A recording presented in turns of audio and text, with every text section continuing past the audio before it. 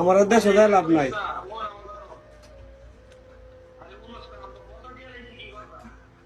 কথা দিয়ে লাগছেন আপনি জানেন না যে আমি পাইতাম, আপনি কথা দিয়ে লান কেন? আপনি জানেন যে আমি আপনার কইছি যে এই মাসের ভিতরে আমার ছুটির পেপারটা পড়াইতে পারে আমি বাড়িতে আমু।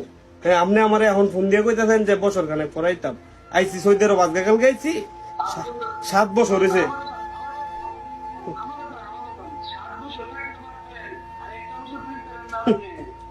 7